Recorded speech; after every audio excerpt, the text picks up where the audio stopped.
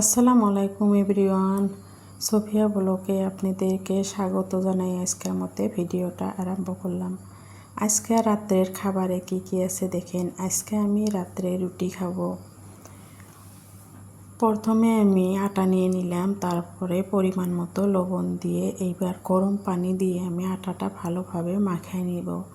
আজকে আমি রাত্রের কি খাই সেটাই আপনাদের সাথে শেয়ার করলাম। আজকে আর দুপুরে রান্নাবাড়া করলাম না, আজকে রাত্রে রান্নাবাড়া আপনাদের সাথে শেয়ার করতে আসলাম। আপনারা কেমন আছেন? আশা করি অনেক ভালো আছেন। আল্লাহর রহমতে আপনাদের দোয়া আলহামদুলিল্লাহ আমিও আমার পরিবার নিয়ে অনেক ভালো আছি। কারা কারা রাত্রে রুটি খান কমেন্টে জানাইবেন। আমরা রাত্রে রুটি খাই, ভাত খাই না। আশা করি আপনাদের ভিডিওটা ভালো লাগবে। যদি ভালো লাগে লাইক কমেন্ট শেয়ার করেন, সাবস্ক্রাইব করে দিয়ে নতুন বন্ধু হয়েন, সাথেই থাকেন। গরম পানি দিয়ে আমি দেখেন আটাটা মাখাইয়া নিলাম। গরম পানি দিয়ে যদি আপনারা এইভাবে আটা মাখিয়ে রুটি বানান তাহলে আপনাদের গ্যাস হবে না। যাদের রুটি খেলে গ্যাস হয়, গরম পানি দিয়ে আটাটা গুলে নিলে তাদের গ্যাস হবে না। সুন্দরভাবে রুটিগুলো আমি বানিয়ে নিলাম, এবার ভেজে নিব। ফুলকো ফুলকো করে আমি রুটিগুলো ভেজে নিব।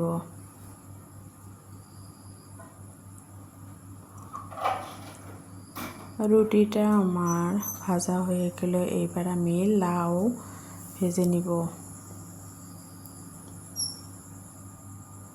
হালকা পাতলা করে আমি লাউটা ভাজি করে নিব। দেখেন সামান্য তেল দিয়ে দিলাম। রাত্রে বেশি ভারী খাবার খেতে হয় না, যত হালকা পাতলা খেতে পারেন ততই ভালো। কম তেল মশলা দিয়ে রান্নাটা করলে ভালো হয়।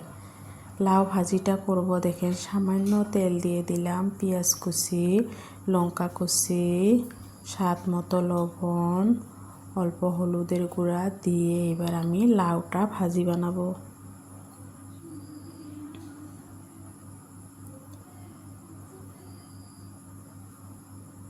সুন্দরভাবে লাউটা ভাজি বানাবো।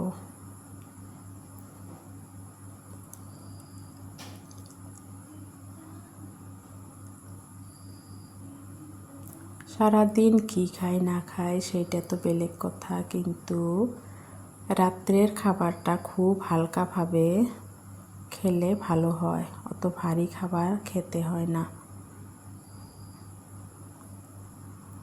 সেই জন্য রুটি খাই। এবার আমি ডিম ভাজি করে নিব। লাউ ভাজি হয়ে গেল, এবার ডিম ভাজি করে নিব। ডিম ভাজি আর লাউ ভাজি এগুলা দিয়ে একটা রুটি খাবো রাত্রে।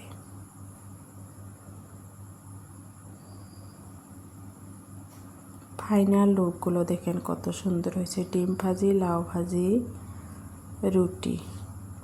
আজকের ভিডিওটা এই পর্যন্তই। ভালো থাকবেন, সুস্থ থাকবেন। পরবর্তী ভিডিওতে দেখা হবে। আল্লাহ হাফেজ।